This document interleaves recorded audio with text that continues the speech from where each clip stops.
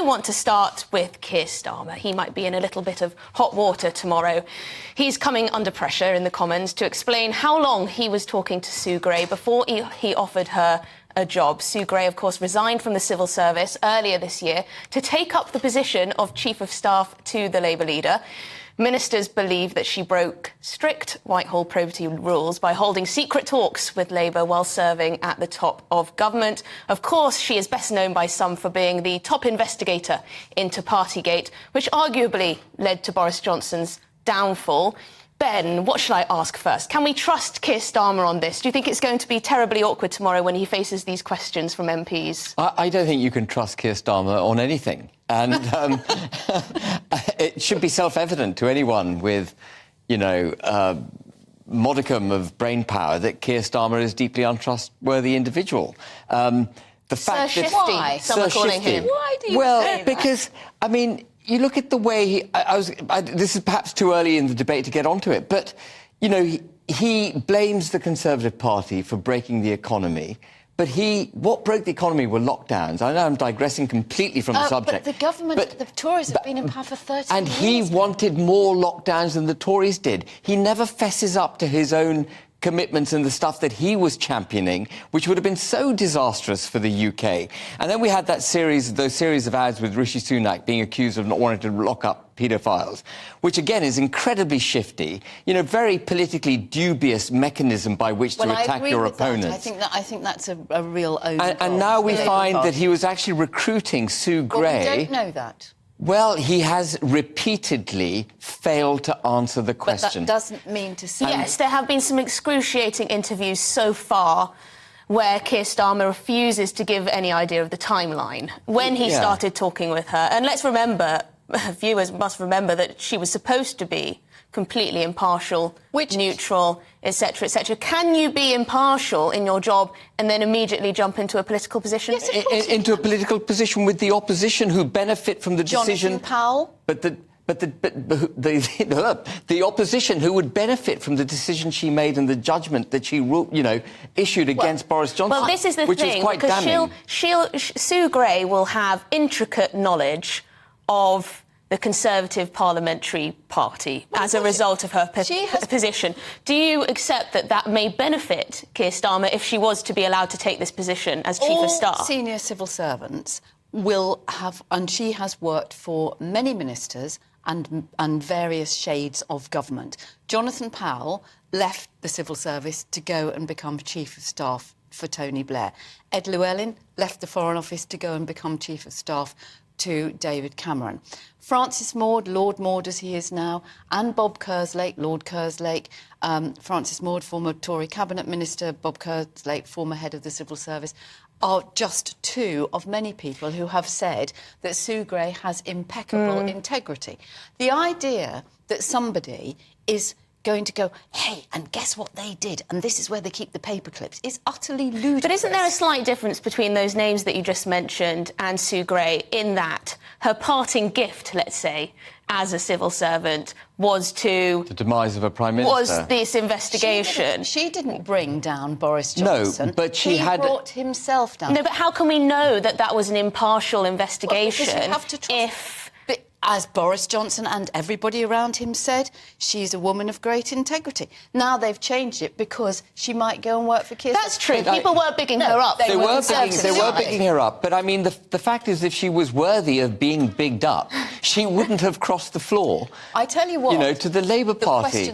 She was party political at a time. She was talking to Starmer. No, but... We don't know. Well, Starmer... You can't say that on live television. The debate is he Sir Shifty? And he has shiftily avoided answering that question because there are repeatedly. Two reports to come. Tomorrow's is the Cabinet Office report. Then there is the APCOBA, whatever it's called, the acronym, which will decide on how long she has to wait before she can take up that appointment. So there are two separate processes to go through. The thing that I think we ought to be asking about, if we're looking at the probity of civil servants, is the actual head of the civil service, Simon Case, who has now got a few questions to answer. Different and slightly distant, cooler relationship with the Prime Minister.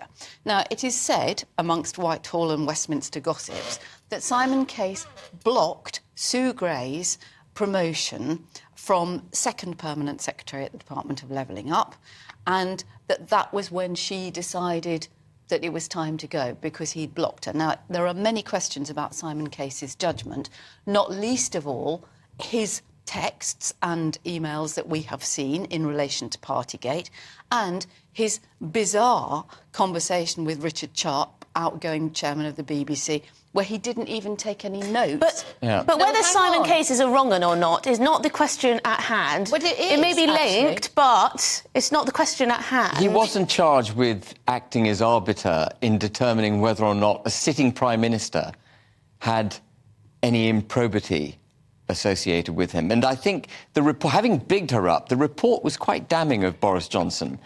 And well, not damning enough, some people say. Look, I'm no fan of Boris Johnson's. Anyone who's heard me on Boris Johnson knows I'm... You know, there's a lady who watches, and I think she plays Boris Bingo, because she waits to see how long it is before I can mention Boris. You've mentioned I've seen this. It's like with other people who come on this show, it's waiting for the B word, the other B word, Brexit. But you are the Boris. I'm the Boris. We're on Boris watch with you. I can bring Boris in and blame him for everything. I think he's disastrous. But I do think, you know, there are questions about Simon Case. Did he block her advancement in the civil service, and at what point did that happen? And at that point, maybe, like any of us, she thought, actually, you know what, stuff this, I'll go somewhere else. Yeah, but I think when you have adjudicated something as serious as Partygate she did Plebgate, and effectively found against the Prime Minister, then Plebgate, I think you have a great duty not to be party political for a considerable period I think that's fair. of time. I think there should be some kind of rule, and we'll see what happens tomorrow,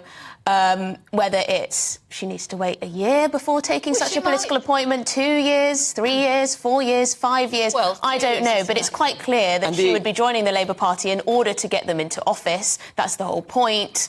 And the other pertinent if it were the other way round, I do think a lot of questions would be asked. You know, we constantly talk about Tory sleaze, Tory corruption, and I think it's right that the spotlight is put on Labour every now and again when it comes to their own. Oh, absolutely. But I think we can't prejudge it. We don't know. None of us three. Well, if Sir Shifty has his way, none of us will ever know. I don't think because he refuses to answer the question. Well, he's going to have to answer some questions tomorrow, and I think it will come down to that timeline. When were they having these talks? When did he initially approach her? That is the question that needs to be answered. Because, yes, if they were having talks going back months and months and months. During the Partygate investigation. But the Partygate thing, do remember, I mean, I don't know if viewers remember Plebgate, you know, when Andrew Mitchell was wrongly accused of... apparently wrongly, but the word that he used, I was at rugby as well, and the word that Andrew Mitchell used, plebeian apparently used, was a word that we used liberally when we were at school. Yes, so it rung true to me that he would use that word. Yes, but you know, that doesn't really help, does it? If you're you know, talking about people using the language of a public school to talk to... No, it doesn't help at all. No, I'm not in any way... I like the word pleb. I'm not in any way supporting Andrew Mitchell. Andrew's from the other side of the debate, actually, from me. Sue Gray has carried out a number of reports. She has carried them out with great integrity and decency. She's widely respected. Do you know what I think is... Well, one more thing that I think is worrying about this is Keir Starmer's sort of, screwed her over a bit. Completely. Has he not? I mean, by allowing this to get into the public sphere. Her reputation is now tarnished, and it's as a result of her involvement with Keir Starmer. And he should have come out, if he wasn't talking to her at a time that it was sensitive to be talking to her, he should have done the honourable thing and cleared her name and said, well, actually, I wasn't talking to her. Sue Gray is above reproach. She's absolutely fine. One would hope that will come out tomorrow in the Cabinet Office report, because they will have spoken to her. We know when she handed her resignation in.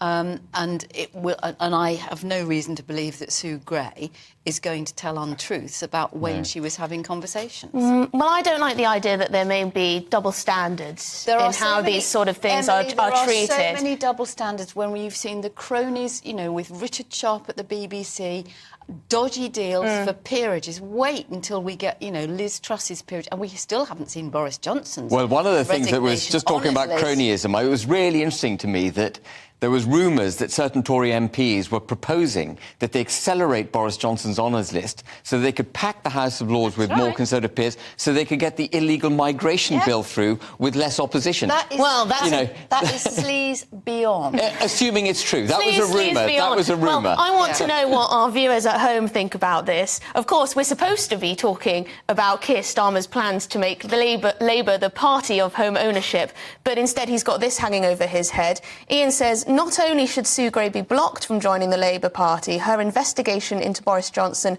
should be immediately declared null and void due to bias. You can't say that there was no bias, though. How can we possibly say that now? That's the thing, we can't rule it out. Richard says, impartiality rules don't apply to the nasty, intolerant party. They appoint who they want. Anthony says, no one, including Sue Gray, should be prevented from joining the Labour Party. The solution is don't vote Labour. Well, there you go. Yes, people can just decide whether they like the smell of this and choose how they vote accordingly. And Yvonne says Sue Gray is definitely not impeccable. She has shown her true colours. I have no faith in her report. She is not credible. Well, there you go. Mixed reviews. Mostly anti-Keir Starmer, I would say. I would say people do think he's Sir Keir shifty. But that doesn't surprise me in the slightest. I mean, I would expect that from... from our lovely viewers. From the majority of the viewers. Careful.